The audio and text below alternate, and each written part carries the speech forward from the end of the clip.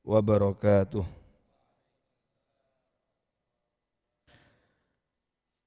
Alhamdulillah wahdah sadaqa wa'dah wa nasara 'abdah wa a'azza jundah wa hazamal ahzab wahdah.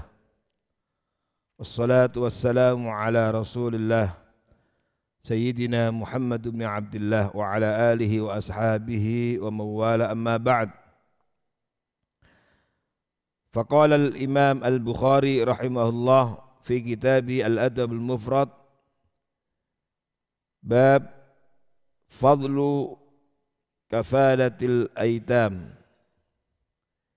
bab tentang keutamaan orang yang menanggung, mengurusi anak yatim. Ma'asyiral muslimin wal muslimat hafizakumullah. Alhamdulillah, kita bersyukur pada Allah Subhanahu wa taala di saat dunia tidak sedang baik-baik saja, di sebagian negara sedang perang, tapi kita mendapatkan nikmat al-aman wassalamah, nikmat keimanan, nikmat keamanan, nikmat ketentraman. Tentu ini harus kita syukuri, dan termasuk di antara nikmat dimudahkan Allah untuk beribadah berada di rumahnya, di Masjid An-Ni'mah ini. Semoga dengan syukur terhadap nikmat Allah melipat gandakan nikmat kepada kita dan menjauhkan kita dari keburukan, dari azabnya, amin ya rabbal alamin. Kajian kitab Al-Adabul Mufrad kali ini masuk pada bab yang ke-73 tentang fadlu, keutamaan orang yang menanggung anak yatim. Kalau kita membaca ayat-ayat dalam Al-Quran, perhatian Islam terhadap anak yatim itu begitu luar biasa. Bahkan menjadi salah satu kriteria ciri sifat ahli surga. Dan membiarkan, menyengsarakan, tidak peduli dengan anak yatim termasuk mendustakan agama. Karena itu Islam hadir diantaranya untuk memberikan perhatian kepada semua level masyarakat, tidak ada yang dikecualikan. Dan kenapa anak yatim perlu mendapatkan perhatian khusus? Karena al-yatim itu adalah anak yang belum baligh, yang meninggal dunia, wafat oleh orang tuanya, sehingga tidak ada yang ngurusi. Ditinggal wafat oleh orang tuanya, dia masih kecil, belum baligh, maka disitulah perlu hadir anggota masyarakat untuk memberikan perhatian. Kalau ada keluarganya, keluarga besarnya, tentu mereka memiliki lebih dari kewajiban lagi, lebih wajib lagi. Tapi masyarakat secara umum juga diperintahkan untuk memberikan perhatian kepada kelompok ini. Tapi kalau sudah besar, sudah baligh, ditinggal mati orang tuanya, bukan lagi yatim. Dinamakan yatim karena masih kecil, yang perlu mendapatkan perhatian. Hadits yang ke-131, haddatsana Ismail qala akhbarani Malik an Thawr ibn Zaid an Abul Ghaith an Abi Hurairah radhiyallahu anhu. Dari Abu Hurairah radhiyallahu anhu. Hadis ini bersumber dari sahabat Abu Hurairah radhiyallahu anhu. Dan kita sudah sering melewati nama Abu Hurairah. Tidak perlu kita ulang lagi. Intinya belajar dari profil Abu Hurairah radhiyallahu anhu, sahabat ini, bahwa ternyata uang bukan segala-galanya. Abu Hurairah miskin, Abu Hurairah orang yang tidak kaya, tapi ternyata namanya dicatat dengan tinta emas dalam sejarah dan mengalir doa-doa kebaikan hingga hari ini, bahkan hingga hari kiamat. Setiap namanya disebut selalu didoakan radhiyallahu anhu, radhiyallahu anhu. Peran dan kontribusinya untuk menjaga orisinalitas kemurnian ajaran Islam luar biasa. Padahal beliau bukan orang kaya. Artinya ini memberikan pelajaran penting bahwa siapapun meskipun miskin tetap punya andil, bisa memberikan andil dan kontribusi untuk Islam. Dan inilah yang dibuktikan oleh Abu Hurairah radhiyallahu an, sehingga beliau tercatat sebagai sahabat yang nomor 1, masuk ranking nomor 1 dalam periwayatan hadis dengan 5.374 hadis, jumlah yang tentu sangat besar. Anin Nabi sallallahu alaihi wasallam, dari Nabi sallallahu alaihi wasallam bersabda, as-sa'i 'alal armala wal masakin, orang yang berusaha menghidupi al-armalah, para janda, wal masakin, dan orang-orang miskin. Apa kata Nabi? Kal mujahid fi sabilillah. Orang yang seperti itu seperti orang yang berjihad di jalan Allah. Bahkan tidak cukup sampai di situ. Wa kalladzi yasumun nahar, bagaikan orang yang puasa di siang hari, puasa sunnah di siang hari. Wa yaqumul laila, dan juga bagaikan orang yang berdiri salat di malam hari, tahajud di malam hari. Rawahul Bukhari. Hadis ini selain diriwayatkan Imam Bukhari dalam kitab Al-Adabul Mufrad, ya, juga diriwayatkan Imam Muslim di dalam kitab Az-Zuhud. Imam Bukhari dalam sahihnya juga meriwayatkan dalam Kitabul Adab.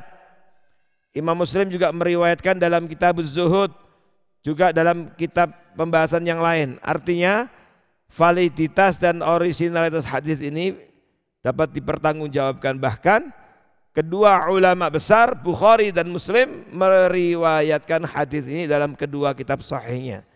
Inilah yang menjadikan kualitas kesahihan hadis ini ada di nomor 1, ranking 1, sehingga benar-benar hadis ini sahih, tidak boleh ada yang meragukannya. Ma'asyiral muslimin hafizakumullah. Inilah Islam, hadza huwal Islam, yang memberikan perhatian kepada semua elemen masyarakat, tidak peduli siapapun mereka, menjadi bagian yang harus diperhatikan oleh Islam. Terutama mereka-mereka yang secara khusus dalam kondisi diuji oleh Allah Subhanahu wa taala, seperti janda yang meninggal dunia, wafat oleh suaminya, sehingga dia perlu mendapatkan perhatian ya, karena miskin. Juga orang-orang miskin ya, maka mereka juga menjadi bagian dari umat Muhammad SAW yang perlu mendapatkan perhatian. Nah, orang-orang yang mengalokasikan harta dan waktunya memberikan perhatian terhadap mereka, itu pahalanya luar biasa besar. Pahalanya besar sekali. Seperti orang yang berjihad di jalan Allah, kata Nabi. Bapak Ibu saudara sekalian, orang yang berjihad itu resikonya hanya ada 2. Kalau enggak menang, syahid. Orang yang berjihad di jalan Allah itu sudah siap untuk mati. Dia mengorbankan harta, bahkan jiwanya siap dikorbankan.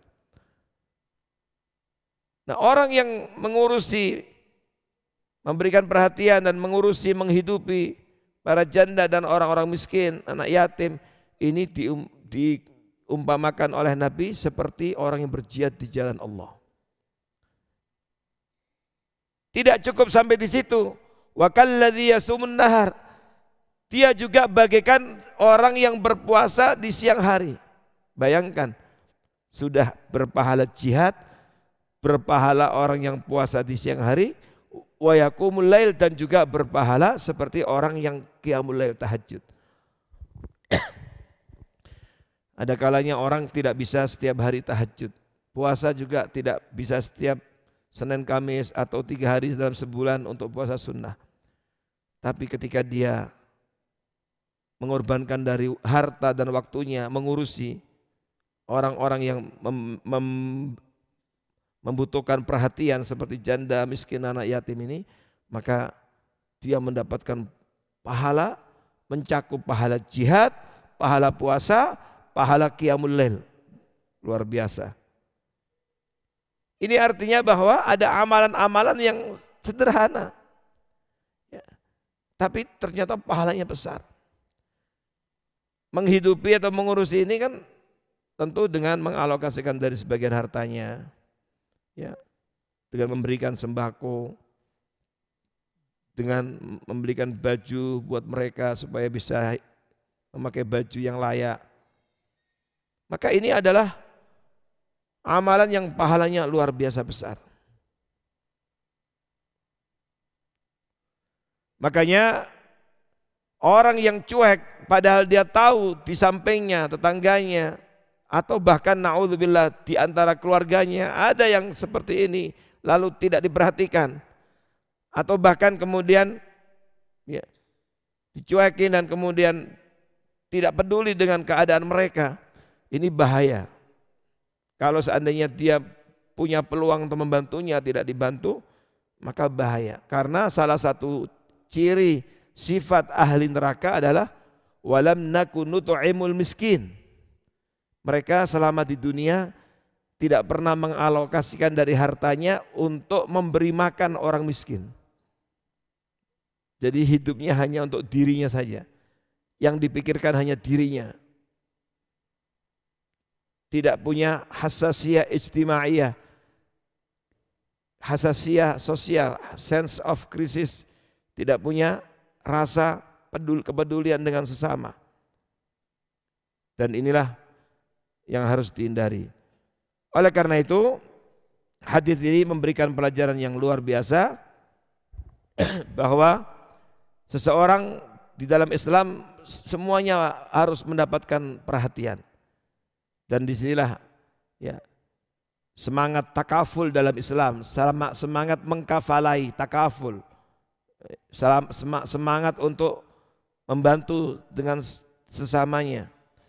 Inilah hebatnya Islam, sehingga seorang muslim tidak boleh hidup hanya untuk dirinya sendiri.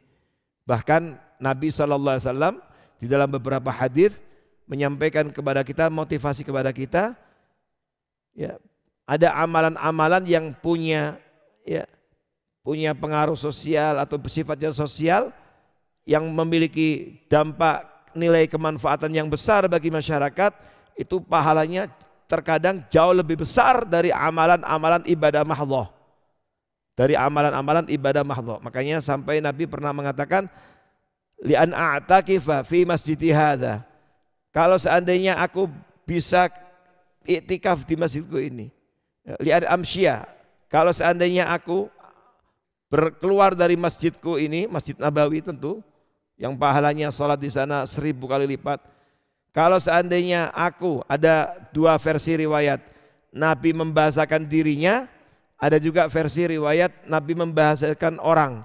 Li ayyamshiya ahadukum fi hajati akhihi khairun lahu min ayya'takifa fi masjidi hadza. Kata Nabi dalam versi riwayat, ya, kalau seandainya ada seseorang keluar dari rumahnya untuk membantu sesamanya, kebutuhan saudaranya, apakah karena tadi kelaparan, dibantu agar bisa makan, dibantu agar cukup hidupnya, dibantu dengan sembako, dibantu karena ada bencana, dibantu karena dia menjadi korban kezaliman. Seorang keluar untuk membantu, mengikuti program-program sosial seperti ini, mengalokasikan dari hartanya untuk menyelesaikan berbagai macam persoalan saudaranya, kata Nabi itu khairun, jauh lebih baik daripada ia i'tikaf di masjidku ini. Masjid apa? Masjid Nabawi. Selama sebulan. Bukan hanya sehari, sebulan. Bayangkan, ini artinya apa? Bahwa amal soleh yang punya dampak sosial itu pahalanya besar. Makanya Islam mengajarkan kepada kita untuk peduli dengan anak yatim, peduli dengan janda, peduli dengan orang miskin. Dan itulah kebaikan, itulah kebajikan. yang memadukan antara akidah, ibadah dan juga urusan-urusan sosial.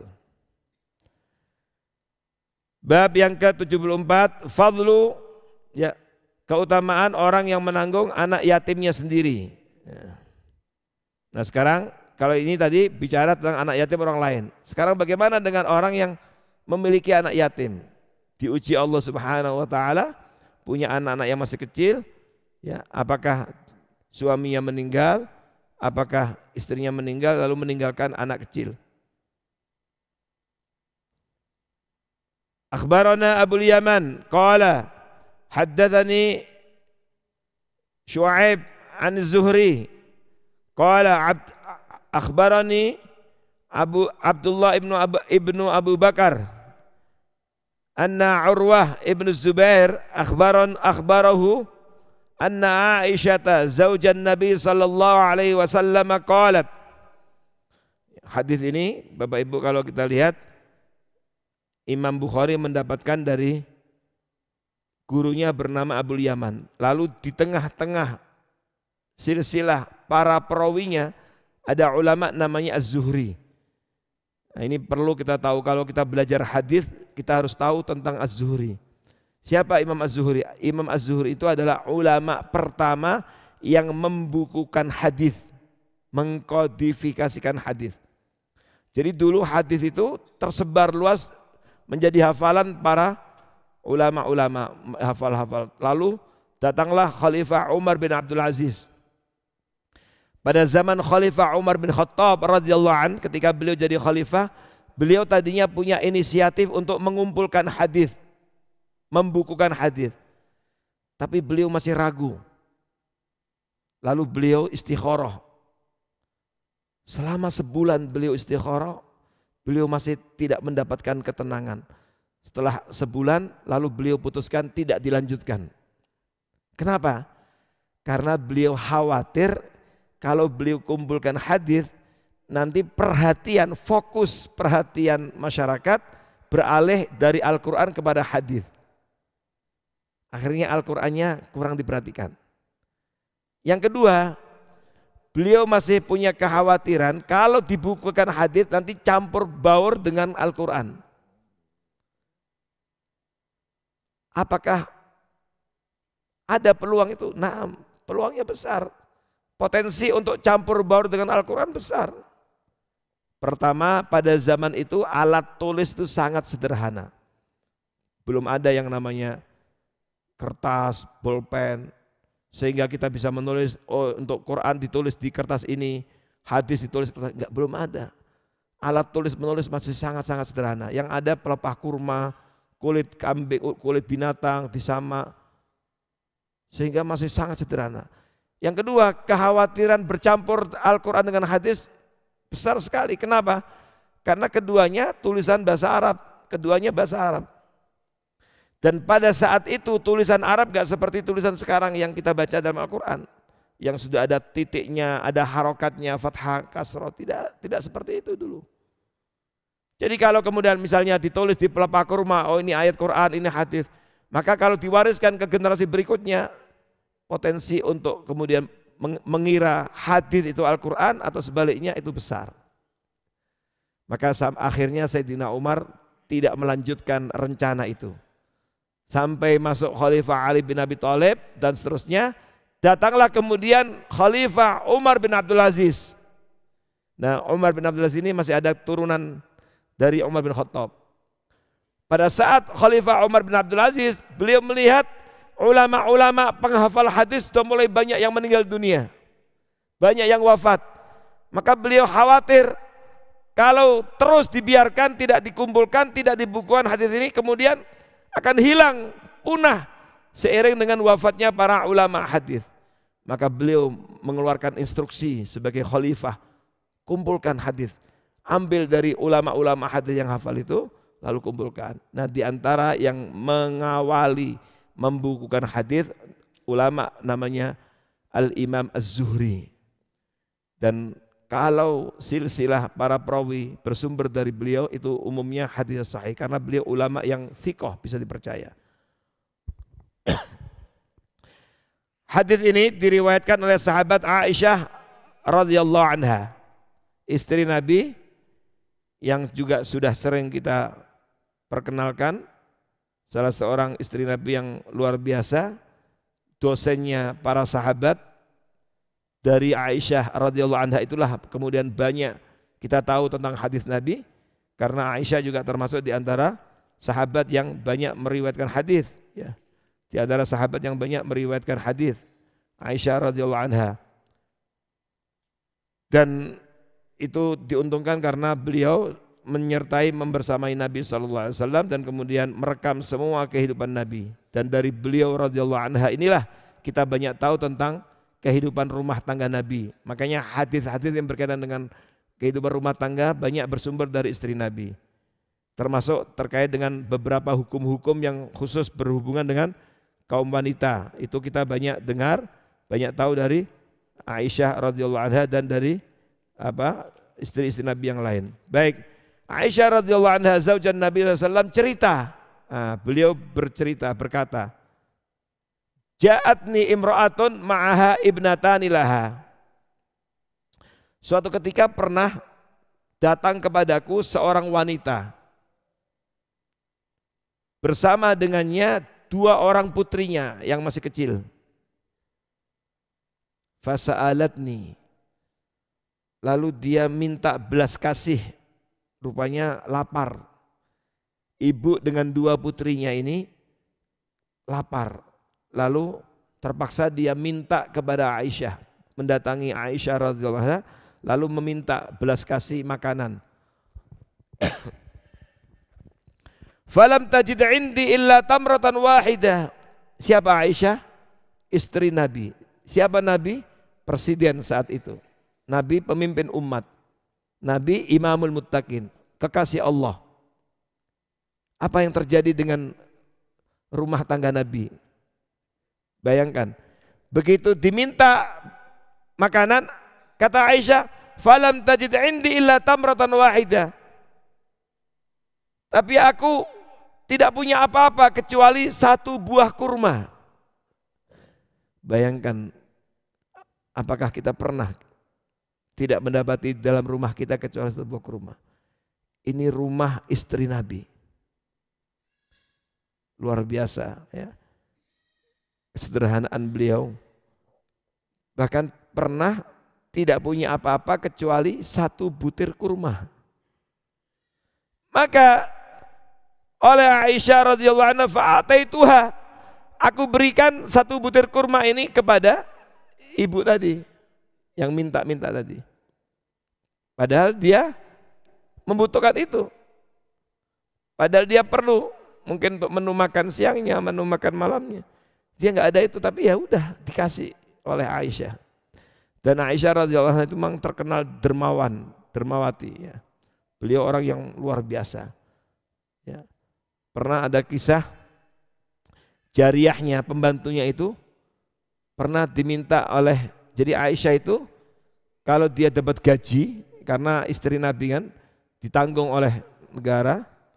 Di antara yang menanggung kehidupan istri Nabi setelah wafatnya Nabi adalah Abdurrahman bin Auf. Abdurrahman bin Auf itu seorang sahabat yang terkenal kaya, termasuk yang menanggung semua biaya hidup istri Nabi setelah Nabi wafat, beliau siap membantu menanggungnya. Maka Aisyah radhiyallahu anha sering bilang kepada pembantunya yang menemaninya, kalau nanti dapat gaji, dapat uang, tolong dikasih A, C, B, C. Udah ada alokasinya. Sudah ada alokasinya. Maka suatu ketika Aisyah mungkin lupa atau bagaimana, nanya kepada pembantunya, mana itu uang? Kata pembantunya, duh kan sudah kita bagi-bagi ya. Oh iya ya. Jadi sampai seperti itu kehidupan istri Rasulullah SAW radhiyallahu anha. Makanya ketika ada seorang perempuan minta, dia nggak punya apa-apa kecuali 1 butir kurma, dikasih. Begitu dikasih kepada perempuan itu, ibunya apa? Faqasamatha baina ibnataiha. Oleh ibunya 1 butir kurma tadi dibagi 2.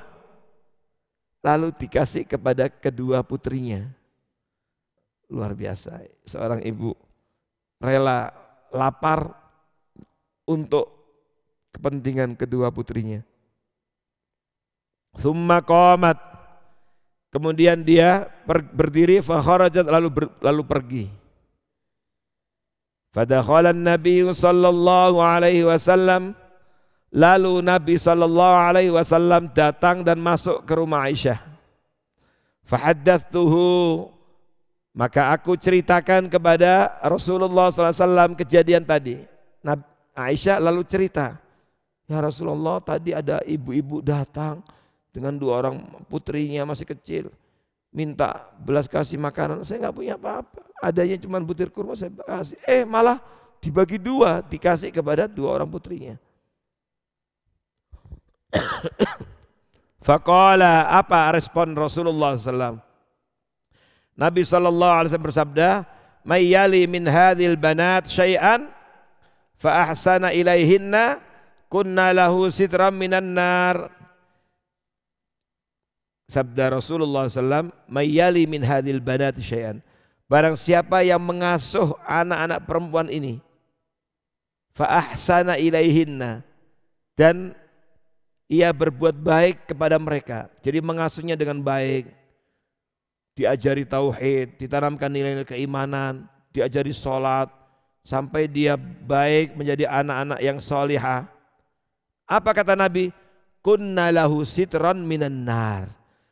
Maka anak-anak perempuan yang tumbuh besar menjadi anak-anak yang solihah ini, mereka bagi ibunya ini menjadi perisai dari api neraka. Jadi menjadi pelindung dari api neraka. Inilah nikmatnya ketika seorang diuji atau diberikan nikmat anak perempuan. Hadis ini diriwayatkan oleh Imam Bukhari di dalam Kitabul Adab, dalam Sahih Bukharinya. Selain di Adabul Mufrad, diriwayatkan dalam kitab Al-Adab di dalam Sahih Bukhari juga. Juga diriwayatkan Imam Muslim. Sehingga hadis ini juga sama dengan hadis sebelumnya. Muttafaqun alaih, kesahihan hadis ini tidak boleh ada seorang pun yang meragukannya. Bapak-bapak, ibu saudara sekalian, dulu sangat berbeda dengan jahiliyah. Pada masa jahiliyah, masyarakat jahiliyah waktu itu merasa keberatan, tidak senang kalau mendapatkan anak perempuan, dikaruniai anak perempuan, enggak senang. Bahkan mereka marah, enggak ridho, enggak senang, sampai digambarkan oleh Allah Subhanahu wa taala dengan firman-Nya, wa idza busyira ahadum bil untha dhalla wajhuhu muswaddan wa huwa kadzib. Apabila diberi berita gembira, harusnya kan berita gembira lahir anak itu. Tapi zaman itu, kalau salah seorang di antara mereka diberikan berita gembira lahirnya anak perempuan, justru malah wajah mereka hitam, pekat, muswadda wa huwa kadzib, enggak rela, enggak ridho, enggak senang, benci ketika dikaruniai anak perempuan. Karena dalam persepsi mereka, pikiran mereka, anak perempuan itu merepotkan, rewel, merepotkan, ini macam-macam. Bahkan dianggap sial, nggak bisa diajak perang. Nah, kalau zaman dulu nggak bisa diajak perang.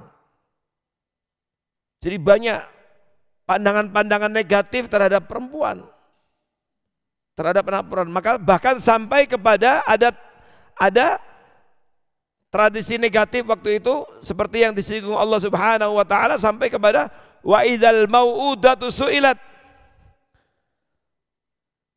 Bahkan mereka ada yang mengubur hidup-hidup anak perempuannya. Makanya Allah katakan wa idzal mau'udatu su'ilat. Terhadap anak perempuan yang dikubur hidup-hidup, mereka akan diminta pertanggungjawaban. Nah, begitu datang Islam, Allah memuliakan perempuan. Begitu datang Islam, seseorang diberikan nikmat anak perempuan 1, 2, 3, 4 dan seterusnya. Kalau dia benar-benar mendidiknya dengan baik, tumbuh berkembang menjadi putri yang salihah, maka jaminan buat orang tuanya anak perempuan ini menjadi pelindung, penghalang dari api neraka. Allahu Akbar. Maka ini kenikmatan yang luar biasa. Begitulah Islam memperlakukan kaum perempuan, memuliakannya. Ma'asyiral muslimin hafizakumullah. Hadis ini memberikan banyak pelajaran penting kepada kita. Pertama, hadis ini memotret ya, kesederhanaan kehidupan rumah tangga Nabi. Kesederhanaan kehidupan rumah tangga Nabi. Apakah Nabi tidak mampu menjadi orang kaya? Mampu. Tapi Nabi memilih jalan itu. Tapi tidak berarti menjadi orang kaya itu aib, tidak. Buktinya apa? Buktinya sahabat-sahabat Nabi banyak yang kaya. Jadi Nabi memilih jalan itu, jalan kesederhanaan. Tapi beliau tidak memaksakan para sahabatnya untuk meniru persis seperti kehidupannya. Buktinya apa? Buktinya sahabat-sahabat yang lain kaya berkecukupan. Ada Abdurrahman bin Auf, Uthman ibn Affan, Abu Bakar As-Siddiq radhiyallahu anhu, dan seterusnya. Tapi di sini Nabi ingin memberikan contoh kesederhanaan dalam menjalani kehidupan. Sampai-sampai tidak didapati di dalam rumahnya menu makanan kecuali 1 butir kurma. Bayangkan. Makanya saking sederhananya Bapak Ibu, kalau kita baca surat Al-Ahzab itu kan sampai ada dalam tanda petik sebagian istrinya ada yang sempat protes. Karena pada saat itu mereka melihat istri-istri para pemimpin dunia yang lain sudah hidupnya nyaman ini. Maka sebagian mereka ada yang protes. Itu ada di dalam surat Al-Ahzab. Dan kemudian turunlah ayat yang menegur mereka, kemudian mereka diberikan pilihan. Ya silakan, dari awal saya sudah memilih hidup seperti ini. Kalau kalian mau mengikuti jejakku silakan, tapi kalau kalian mau punya pilihan yang lain ya silakan. Inilah pilihan saya, inilah pilihan hidup saya. Ya, memilih dengan jalan hidup yang seperti itu. Ya nisa'an Nabi, turun ayat menegur mereka. Ya nisa'an Nabi. Ya. Allah Subhanahu wa taala berfirman dalam surat Al-Ahzab, tepatnya pada ayat 30. Sebelumnya pada ayat 29. Ya ayyuhan nabi. Nah ini ditegur dengan turun ayat ini. Ya ayyuhan nabi kulli azwajika. Katakanlah kepada istri-istrimu, in kuntunna turidnal hayatad dunya wa zinata fata'alaina. Jika kalian menginginkan kehidupan di dunia dan perhiasannya, ya kemarilah, silakan. Umatti'kunna, aku akan penuhi itu. Aku akan berikan kenikmatan-kenikmatan itu. Emas, perak, intan, berlian, itu yang kalian inginkan, aku akan berikan. Tapi wa usarrihkunna sarahan jamila. Tapi aku akan ceraikan kalian dengan cara yang baik. Aku akan kembalikan kalian kepada orang tua kalian. Itu pilihan. Tapi sebaliknya, wa in kuntunna turidnallaha wa rasulahu wad daral akhirah. Jika kalian menginginkan Allah, Rasulnya dan kehidupan akhirat, artinya kalian sabar dengan kehidupan seperti aku, kesederhanaan yang aku pilih, maka fa innallaha a'adda lil muhsinati minkunna ajran 'azima. Maka Allah, sesungguhnya Allah telah menyiapkan bagi orang berbuat baik di antara kalian pahala yang besar. Nah, silakan pilihan. Kalian mau pernak-pernik dunia, silakan, saya akan kasih penuh itu. Tapi selamat tinggal. Kalau kalian mau sabar denganku, silakan. Tapi harus siap dengan semua resiko, siap dengan sabar dengan pilihan hidupku. Tapi nanti kalian akan disiapkan untuk kalian pahala yang besar. Nah, jadi inilah hadis ini memotret kesederhanaan kehidupan rumah tangga Rasulullah SAW. Di antaranya seperti yang diceritakan Aisyah. Yang kedua, Bapak Ibu saudara sekalian, di sini tergambar bagaimana kasih sayang seorang ibu kepada kedua anak yatimnya. Karena ditinggal wafat suaminya, lalu meninggalkan dua anak yatim. Kenapa ibu ini minta-minta? Karena lapar. Tapi begitu dapat makanan, tetap diutamakan kedua anak yatimnya, kedua putrinya. Dia rela lapar untuk kepentingan kedua anak-anaknya, kedua putrinya. Ini luar biasa. Dari sinilah Imam Bukhari kemudian mengambil tema keutamaan menanggung anak yatim sendiri, karena ini anaknya sendiri. Jadi ini menunjukkan betapa pentingnya seorang ibu untuk merawat dengan baik kedua putri-putrinya. Kemudian yang ketiga, di sini tertampak dengan jelas amalannya sederhana, tapi pahalanya luar biasa, bisa menjadi pelindung dari api neraka, diselamatkan dari api neraka nanti di akhirat. Padahal amalannya sederhana. Apa itu? Ngasih sebelah kurma, satu butir kurma dibagi dua untuk putrinya. Memberikan perhatian kepada kedua orang putrinya yang yatim, ternyata pahalanya besar. Makanya Bapak Ibu saudara sekalian, kita jangan meremehkan amal-amal yang sederhana. Ya, kadang-kadang kelihatannya sederhana tapi pahalanya besar. Makanya dalam hadis Rasulullah SAW pernah bersabda, la tahkiranna minal ma'rufi syai'a. La tahkiranna minal ma'rufi syai'a. Kalian jangan meremehkan amalan baik sekecil apapun. Makanya biasakan sedekah meskipun sekecil. Biasakan membantu sesamanya meskipun terkadang sederhana, biasa. Membantu sembako itu biasa. Kadang-kadang tidak mengambil besar dari harta kita, hanya sedikit. Dan salah satu cara setan menggoda manusia masuk dari pintu ini, menjadikan orang kemudian pelit, gak peduli dengan samanya. Ngapain kamu perhatian dengan mereka? Itu kan uang jerih payahmu sendiri, nanti habis loh. Dibisiki oleh setan sehingga gak mau sedekah. Jadi setan punya 1001 cara untuk menggoda manusia agar tidak memberikan perhatian kepada anak yatim, gak peduli dengan orang miskin, tidak punya andil kontribusi dalam program-program kebajikan dan kebaikan. Maka jangan sederhanakan amal soleh sekecil apapun. Selama dia amal soleh sekecil apapun, dia pahalanya besar di sisi Allah Subhanahu wa taala. Maka di sini mendidik seorang anak perempuan dengan baik itu bisa menjadikan perisai pelindung dari api neraka. Terakhir Bapak Ibu saudara sekalian, hafizakumullah, di dalam hadis ini Rasulullah sallallahu alaihi wasallam menyampaikan kepada kita bagaimana Aisyah radhiyallahu anha, istrinya, benar-benar mengamalkan apa yang selama ini diajarkan oleh suaminya. Inilah ciri istri yang salihah. Istri yang salihah. Bagaimana punya kepedulian.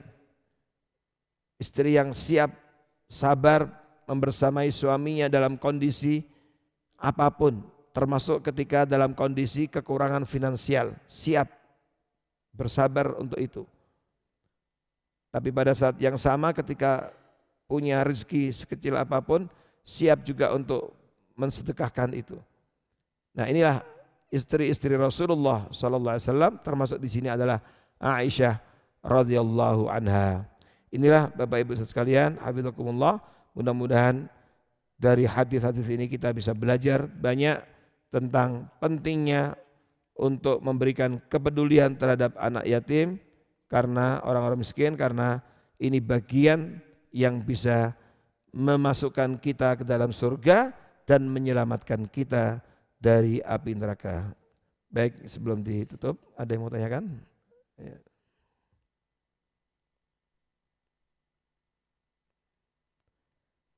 Baik, kalau tidak ada pelajaran lain lagi yang juga penting untuk kita ketahui dari hadis ini, yaitu bahwa melalui hadis ini Rasulullah sallallahu alaihi wasallam mengingatkan kita, ya, mengingatkan kepada kita tentang kasih sayang Allah kepada hambanya. Allah menyayangi hambanya yang penyayang. Jadi kalau seseorang menyayangi anaknya, menyayangi orang lain, maka akhirnya Allah akan menyayangi. Inilah yang dikenal dengan kaidah al-jaza' min jinsil amal. Jadi kalau seseorang di dunia itu menyayangi hamba-hamba Allah, apa yang Allah anugerahkan kepadanya diberikan juga, dialokasikan untuk membantu samanya, maka pada gilirannya nanti Allah juga akan menyayanginya di akhirat. Inilah yang dikenal dengan al-jaza' min jinsil amal. Balasan itu tergantung jenis amalnya. Nah, maka kita harus rajin menyayangi sesamanya. Kemudian di dalam hadis ini juga ada pelajaran boleh menyebutkan kebaikan jika bukan untuk mengharap balas budi. Jadi boleh, kayak tadi Aisyah cerita kepada suaminya Nabi SAW tentang kebaikan yang diceritakannya, itu boleh. Ini juga berarti juga boleh diumumkan, dipublish untuk motivasi yang lain. Maka kadang-kadang ada sedekah, wakaf, bantuan itu diumumkan. Gak ada masalah, yang penting bukan tujuan untuk mengharap balas budi, tapi tujuannya untuk menyemangati, motivasi, maka boleh. Tapi jangan sampai seseorang hanya mau bersedekah kalau dipublish. Nah, ini juga harus dihindari niat itu. Dan di dalam hadis ini ada pelajaran penting bagaimana seseorang membiasakan untuk bersedekah meskipun sedikit. Makanya ada hadis ittaqun nar walau bisyikki tamr. Takutlah kalian dengan api neraka meskipun dengan sebutir kurma. Jadi jangan remehkan. Jangan-jangan bisa jadi sedekah yang kecil itu bisa menyelamatkan dari api neraka. Maka Nabi mengatakan ittaqun nar, takutlah dengan api neraka meskipun dengan sebutir kurma. Sebutir kurma meskipun dengan 1.000 rupiah, meskipun dengan 500 rupiah, meskipun dengan 2.000, meskipun dengan 5.000, meskipun dengan senyum. Tabassumuka fi wajhi akhika shadaqah. Senyummu kepada saudaramu itu sedekah. Ini ada orang yang kadang-kadang pelit banget senyum. Ini wallahu a'lam bishawab. Mudah-mudahan Allah mudahkan kita untuk mengamalkan hadis ini dalam kehidupan kita, sehingga dengan sungguh-sungguh mengamalkan hadis Nabi menjadikan hidup kita diberkahi Allah Subhanahu wa taala, dan nanti kita bisa membersamai Nabi di surganya. Amin. Amin ya rabbal alamin. Kita tutup dengan doa kafaratul majlis. Subhanakallahumma wa bihamdika asyhadu an la ilaha illa anta astaghfiruka wa atubu ilaik. Assalamualaikum warahmatullahi wabarakatuh.